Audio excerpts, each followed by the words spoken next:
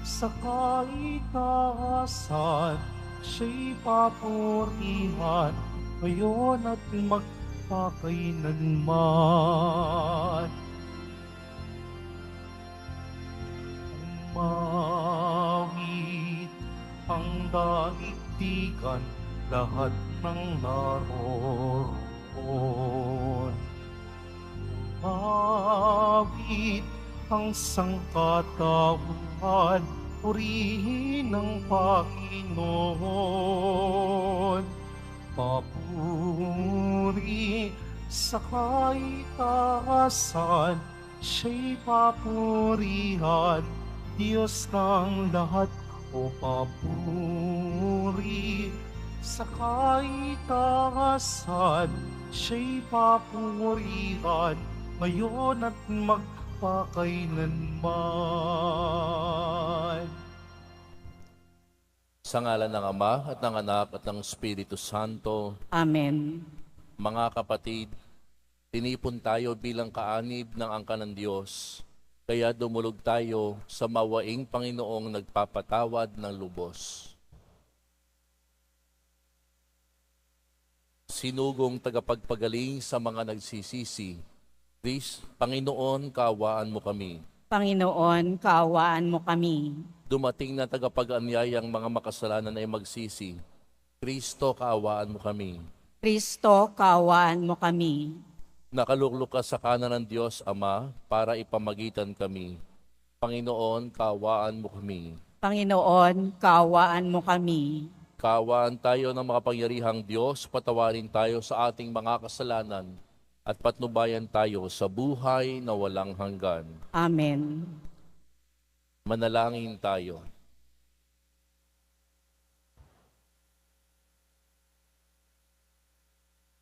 Ama naming makapangyarihan, labas ka ng mga walang inaasahan, kundi ikaw.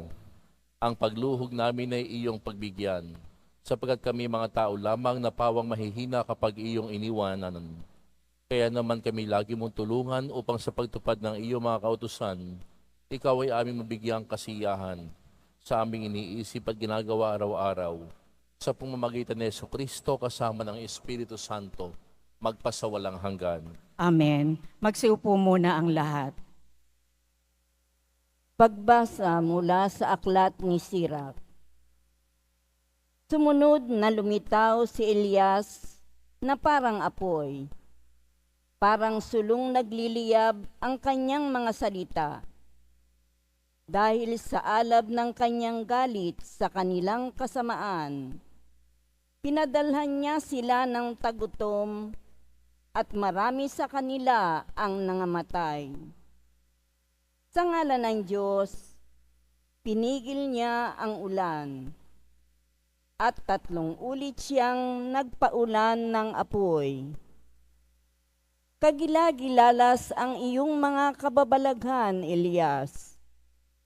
Sino ang makatutulad sa mga ginawa mo? Binuhay mong muli ang isang patay. Inagaw mo siya sa kamatayan sa ngalan ng kataas-taasan. Ibinagsak mo ang mga hari at pinukaw sa pagtulog ang mga maharlika at pinapunta mo sila sa kanilang kamatayan. Ikaw ang nakarinig ng mga bala ng Diyos doon sa Sinai at ng mga parusang inihayag niya sa bundok ng Horeb.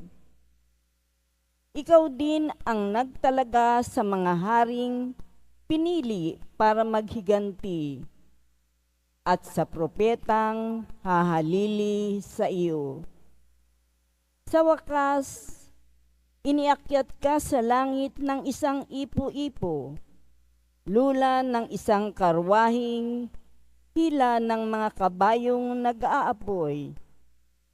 Nasusulat na ikaw ay babalik sa takdang panahon upang paglubagin ang galit ng Diyos bago sumapit ang takdang araw, para pagsunduin ang mga magulang at mga anak, at muling tipunin ang mga lipi ng Israel. Mapapalad ang mga makakakita sa iyo at yaong ang namatay na umiibig sa Diyos, sapagkat kami rin ay mabubuhay. Nang si Elias ay madala ng ipo-ipo, ang diwa niya'y minana ni Eliseo. Hindi siya natakot kailanman sa sinumang hari, at walang sinumang nakapagpasuko sa kanya. Walang gawaing hindi niya makayang gawain, at nang mamatay, pati bangkay niya'y nagpakita ng himala. Nang nabubuhay, gumawa siya ng maraming himala. Ngunit nang mamatay, kapangyarihan niya'y kahanga-hanga. Ang salita ng Diyos. Salamat sa Diyos. Sa Panginooy magalak, ang masunurit matapat. Sa Panginooy magalak, ang masunurit matapat. Ang puon ay maghahari, magalak ang kalupaan. Lahat kayong mga pulo ay magsaya at magdiwang. Ang paligid niya ay ulap, nalipos ng kadiliman. Kaharian niya ay tapat at salig sa katarungan. Sa Panginooy magalak, ang masunurit matapat. Sa unahan niya'y apoy, patuloy na nag-aalab.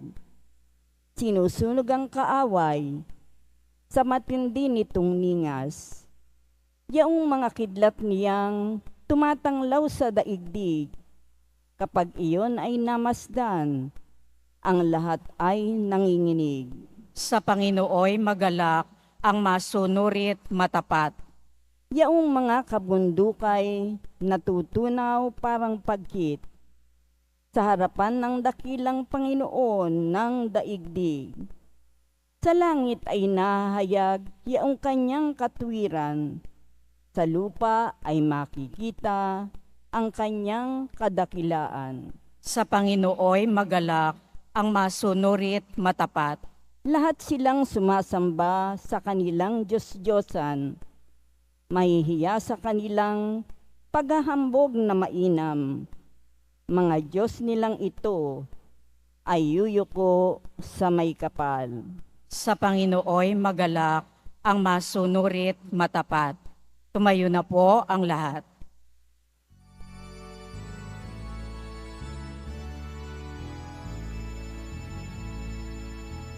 Hallelujah, Hallelujah,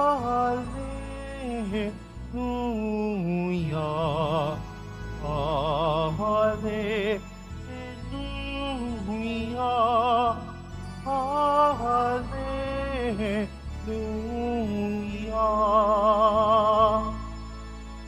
Espiritu ng Diyos Anak, ay siyang ating tinanggap. Ng Diyos ay Ama ay matawag. Hallelujah, Hallelujah, Hallelujah, Hallelujah.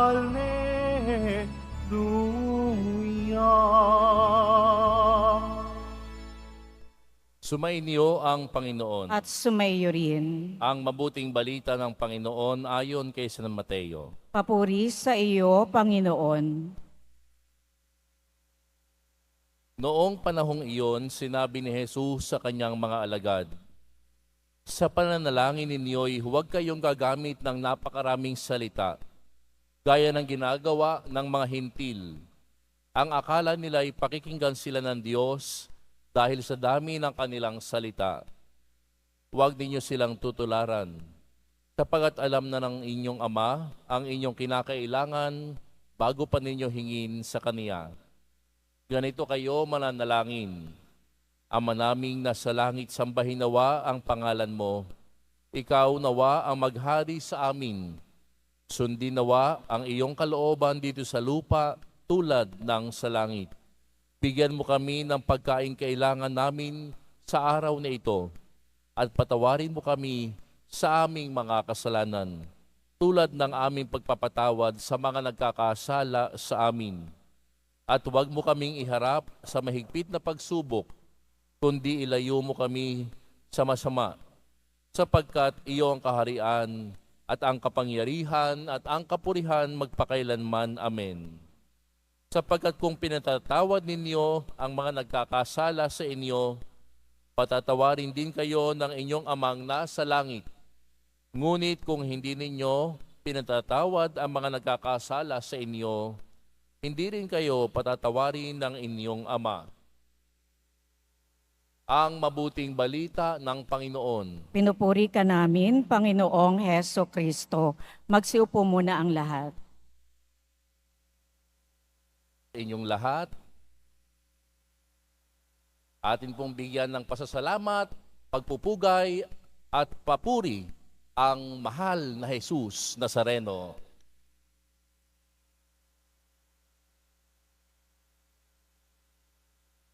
Nung isang araw po ako ay nakasakay sa isang tricycle at kasama ng tricycle driver yung kanyang pamilya. Nandun yung kanyang asawa, kasama ang kanyang anak. At sinabi niya, "Sir, ang aming buong pamilya, kami po ay talagang mga deboto ng Jesus Nazareno. Kaya po, ang buong pamilya namin talagang lahat kami ay nagsisimba sa Quiapo. Lahat kami nagdarasal. Buong pamilya." At noong ako'y pababa na ng tricycle, nalaman po nila na ako'y pari at talagang sila'y nagmano, nag-bless. So, buong pamilya ay nag-bless. Napakagandang malaman natin na buong pamilya sama-samang nagsisimba, sama-samang nananalangin. Iyon ang kahalagahan ng panalangin. Ang isang pamilyang nananalangin, sabi nga natin, the family that prays together stays together. Sa ating ebanghelyo, mga kapatid, binigyang importansya ni Jesus ang panalangin. At ang ating pagninilayan po tungkol sa panalangin ay ganito: ang pagiging payak ng panalangin. Yun ang una. Ang kahalagahan ng Ama namin. At ganoon din naman, kasama noon, mahalaga po yung pagpapatawad. Una po, yung pagiging simple ng panalangin. Si Jesus po, tayo po'y tinuturuan na ang panalangin po, dapat manalangin tayo ng simple at tuwiran. Sapagkat alam ng Diyos, sabi nga sa Ebanghelyo, alam ng Diyos ang ating mga panalangin bago pa natin ito hilingin. Nais po niya na tayo ay makipag-usap sa Kanya ng may tapat na puso. Yun ang kahalagahan ng payak na pananalangin. May tapat na puso. Sapagkat ang panalangin, ito ay kinakailangang yung kaibuturan ng puso mo, yung intention mo, yung pananampalataya mo, yun dapat ang kalakip ng bawat panalangin. Ngayon, bukod sa pagiging payak ng panalangin, mahalaga rin yung nilalaman ng Ama namin. Sapagkat ang bawat bahagi nito ay malalim ang kahulugan. Pag sinabi nating Ama namin, sumasalangit ka, sambahin ang ngalan mo, tayo ay nagpupuri at kumikilala sa kabanalan ng Diyos.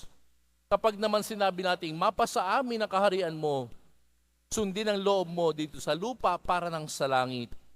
Ibig sabihin, hinahangad natin ang kanyang kalooban, ang maghari.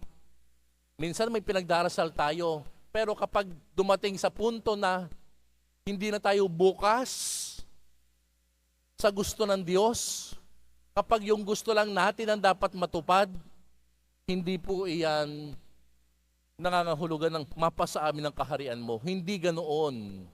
Kapag sinabi mong mapa sa amin ang kaharian mo, hinahangad mo na kalooban mo, Ama, ang masunod. Kapag sinabi naman po nating bigyan mo kami ngayon ng aming kakanin sa araw-araw, humihingi tayo ng biyaya sa Diyos upang tugunan ang ating pangangailangan. Totoo po, God will provide. Siguro po ang iba sa inyo, alam ito, na sa tagal na nating nabubuhay, ako po siguro 36 years nang nabubuhay, alam nyo po, kailanman hindi ko naramdaman na ang Diyos ay nagpabaya. Mga kapatid, ang Diyos, gaano man tayo kataas o kababa, hindi tayo pinababayaan. Gaano man tayo kalungkot o kasaya, hindi tayo pinababayaan. Nakalagay din po dito, at patawarin mo kami sa aming mga sala para ng pagpapatawad namin sa mga nagkakasala sa amin. Humihingi ka ng kapatawaran at ipinahahayag mo ang ating kahandaan din, ang ating kahandaan rin na magpatawad. Handa ka ba, kapatid, na magpatawad? Kasi tuwing hihiling tayo ng pagpapatawad sa Panginoon, dapat nakahanda rin tayong magpatawad. At huwag mo kaming ipahintulos tukso, kundi iligtas mo kami sa masama. Humihingi tayo ng proteksyon laban sa kasamaan at tukso. Alam naman natin, di ba? Bago tayo magpunta sa isang lugar, tayo nagdarasal. Subalit sa ating pagdarasal ng Ama namin, alam nyo, naniniwala tayo na we also pray for our loved ones sa ating pamilya. Tuwing kayo nagpupunta rito sa Quiapo, you also pray for your loved ones. Panginoon, iligtas mo po ako sa lahat ng kapahamakan. Pagalingin mo po ako. Ganon din po ang aking mga kapamilya. Kasama ninyo, ang bawat isang nandito ngayon, kalakip at kasama ninyo ang inyong pamilya sa pagdarasal ngayon. Panginoon, ingatan mo ang aking nanay, ingatan mo ang aking tatay, ingatan mo ang aking mga kapatid. Ganyan tayo magdasal. Kaya nga mga kapatid, ang Ama namin, kapag dinasal natin mamaya, kinakailangan isama niyo ang puso ninyo sapagkat napakalalim pala at napakaganda ng kahulugan. Ang huli, tungkol sa pagpapatawad. Isa sa pinakamahalagang aral ni Jesus sa atin ay ang pagpapatawad. Na kung tayo raw ay magpapatawad, tayo rin ay patatawarin ng Diyos. Ngunit kung hindi tayo nagpapatawad, hindi rin tayo patatawarin ng ating Amang nasa langit. Mga kapatid, ang pagpapatawad ay mahalagang bahagi ng ating buhay bilang mga Kristiyano, bilang mga Katoliko. Ito hindi lamang isang utos, ito'y isang biyaya na nagpapalaya. Naramdaman na po ba ninyo minsan na nung kayo magpatawad, gumaan ang inyong pakiramdam, lumuwag ang inyong pakiramdam, parang may nabunot na tinik sa inyong puso. Ganyan po ang biyaya ng pagpapatawad. Kaya nga mga kapatid, sa misang ito, iniimbita ko rin kayo na alalahanin yung mga tao na nahihirapan tayong patawarin. Hingin natin sa ating Amang nasa langit ang biyaya sapagkat ang pagpapatawad ay grasya. Panginoon, tulungan mo akong magpatawad. Panginoon, tulungan mo akong isuko sa iyo ang hindi ko pagpapatawad. At sa pagpapatuloy na ating banal na misa, huwag nating kalimutan ang kahalagahan ng payak na pananalangin, lalo na ang kahalagahan ng Ama namin. At nawa, huwag nating kalimutan na ang ating pagpapatawad, habang humihingi tayo nito, tayo rin ay tinatawagan ng Diyos na magpatawad. Amen. Magsitayo na po ang lahat.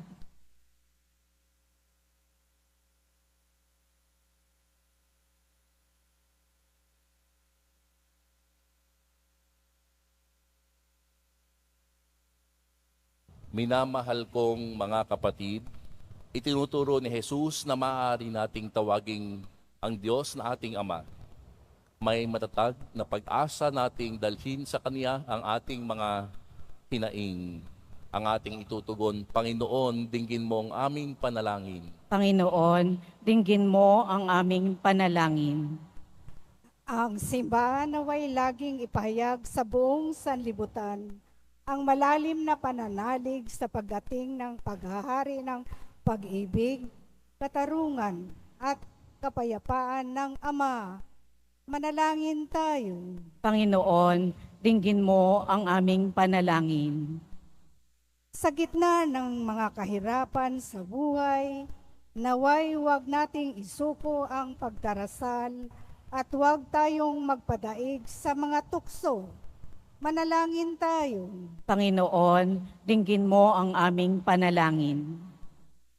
Tayo naway magkaroon ng sapat na pagkain sa ating pang-araw-araw na pangangailangan at kadakilaan ng puso na patawarin ang ating mga kaaway.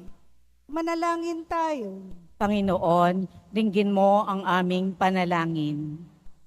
Ang mga may sakit at yaong mga nag-aaruga sa kanila, naway maranasan ng Diyos sa kanilang araw-araw na pagsasakripisyo. Manalangin tayo. Panginoon, dinggin mo ang aming panalangin. Ang mga yumao naway makita ng harapan ang Diyos sa kanyang walang hanggang tahanan. Manalangin tayo. Panginoon, dinggin mo ang aming panalangin. Ama naming nasa langit, pinasasalamatan ka namin sa iyong pakikinig sa aming mga hinaing. Tulungan mo kaming laging manalig sa iyong mapagmahal na pamamaraan at tanggapin ang iyong kalooban sa aming buhay.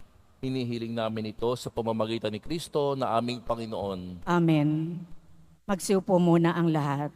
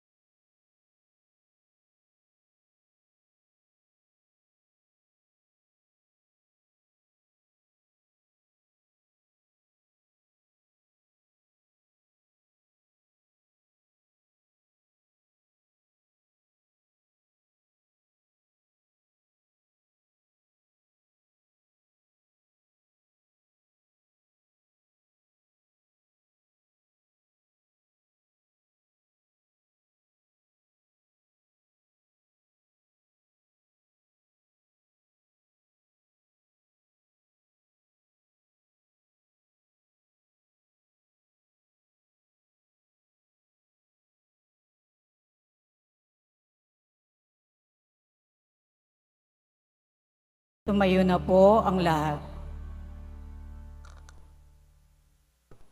Manalangin kayo mga kapatid upang ang paghahain natin ay kalugdan ng Diyos amang makapangyarihan. Tanggapin nawa ng Panginoon itong paghahain sa iyong mga kamay, sa kapurihan niya at karangalan, sa ating kapakinabangan at sa buong sambayanan niyang banal. Ama naming lumikha, kami ginawa mong may angking katauhan na dapat pakanin at pangalagaan at iyong dinudulutan ng banal na pakikinabang.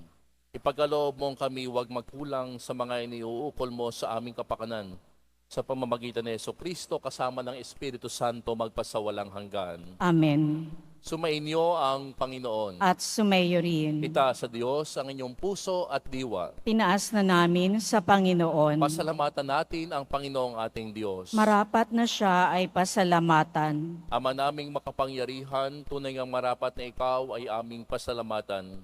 Pinagbibigyan mong ito'y aming maihayag, kahit na ito'y walang anumang may daragdag sa kadakilaang sa iyo ay likas. Sa pagpupuri namin ang nakikinabang ay kami ring iyong pinakikiharapan sa pamamagitan ng iyong anak na minamahal. Kaya kaisa ng mga anghel na nagsisiawit ng papuri sa iyo nang walang humpay sa kalangitan, Kami nagbubunyi sa iyong kadakilaan.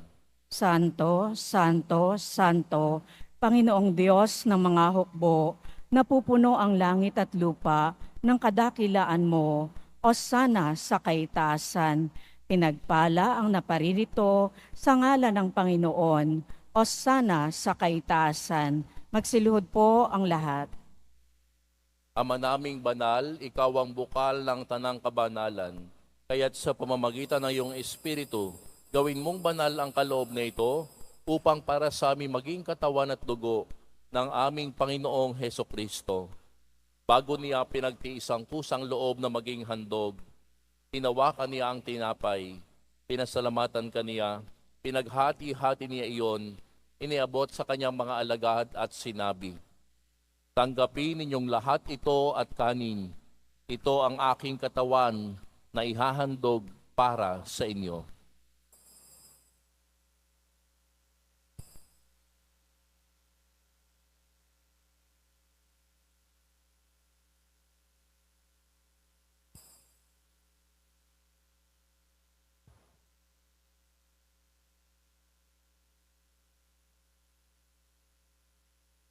Gayon din naman, noong matapos ang hapunan, hinawakan niya ang kalis.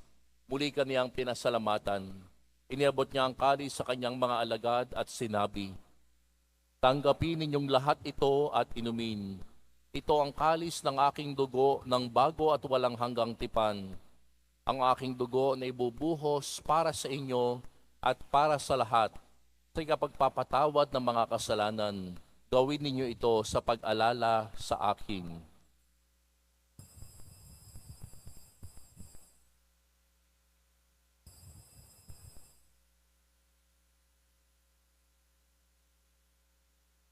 Tumayo na po ang lahat.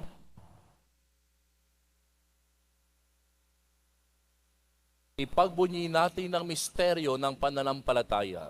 Si Kristo'y namatay, si Kristo'y nabuhay, si Kristo'y babalik sa wakas ng panahon. Ama, ginagawa namin ngayon ang pag-alala sa pagkamatay at muling pagkabuhay ng iyong anak. Kaya't iniaalay namin sa iyo ang tinapay na nagbibigay buhay at ang kalis na nagkakaloob ng kaligtasan. Kami nagpapasalamat dahil kami iyong minarapat na tumayo sa harap mo para maglingkod sa iyo.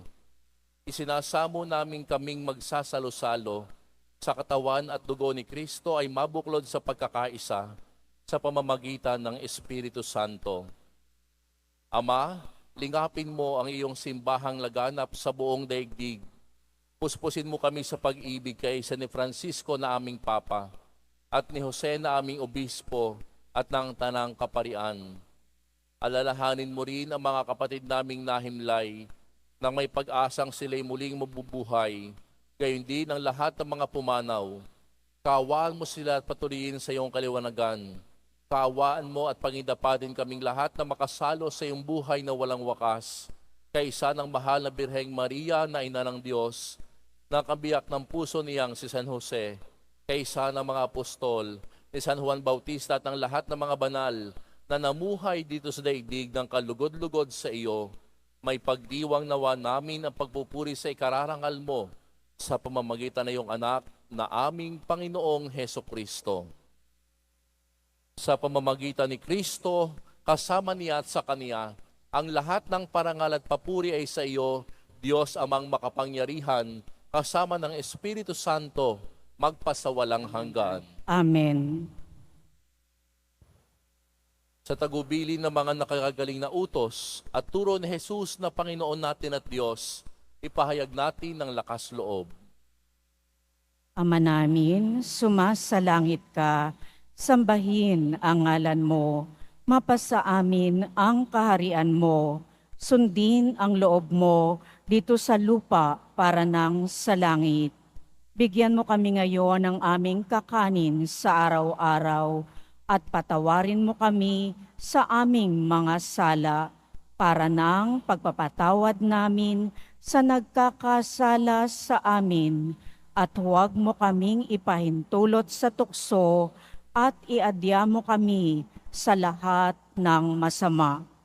Hinihiling namin kami iadya sa lahat ng masama, pagkalooban ng kapayapaan araw-araw, iligtas sa kasalanan, at ilayo sa lahat ng kapahamakan, samantalang aming pinananabikan ang dakilang araw ng pagpapahayag ng tagapagligtas naming si Heso Kristo.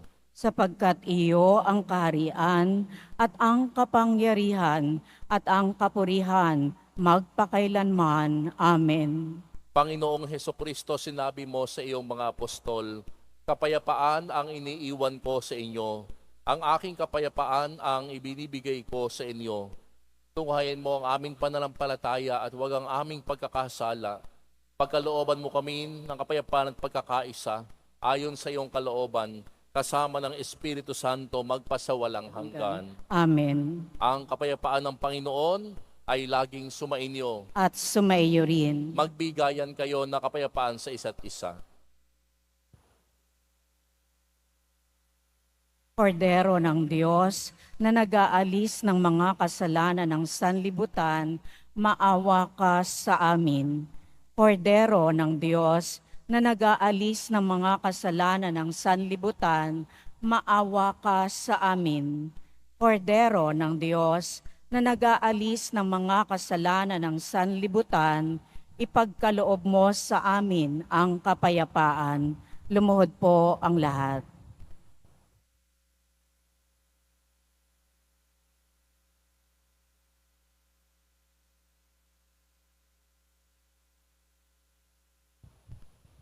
Ito ang kordero ng Diyos. Ito ang nag-aalis ng kasalanan ng sanlibutan. Mapalad ang mga inaaniyahan sa kanyang piging. Panginoon, hindi ako karapat-dapat na magpatuloy sa iyo, ngunit sa isang salita mo lamang ay gagaling na ako.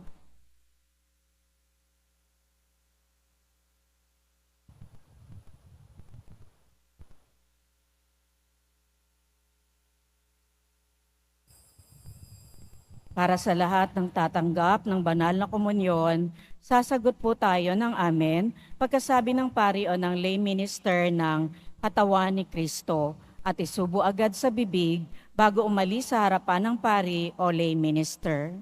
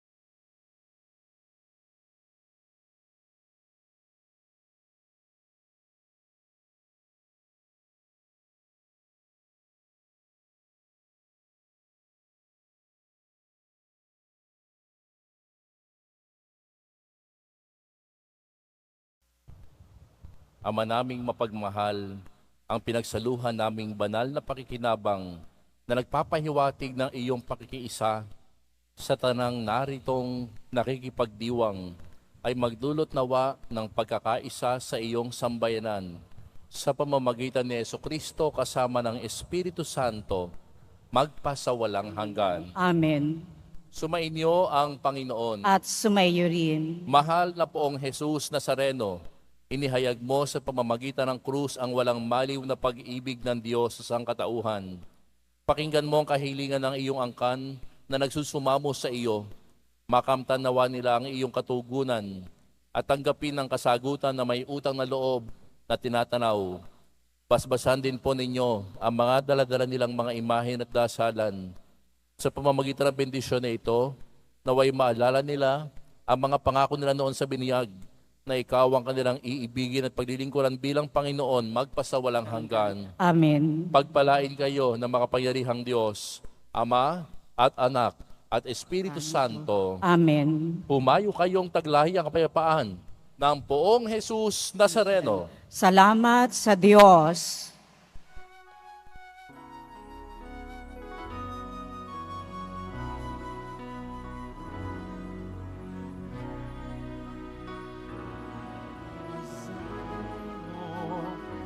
Sinasamba ka namin, pinipinto ka namin, aral mo ang aming buhay at kaligtasan. Cristo Padre Jesus Nazareno, iligtas mo kami sa kasalanan. Ang krus mong kinamatayan ay sagisag ng aming kaligtasan. Cristo Padre Jesus Nazareno, dinarangal ka namin. Nuestro Padre Jesus Nazareno, ninuwalhati ka namin. Nuestro Padre Jesus Nazareno, dinarangal ka namin. Nuestro Padre Jesus Nazareno, hati ka namin.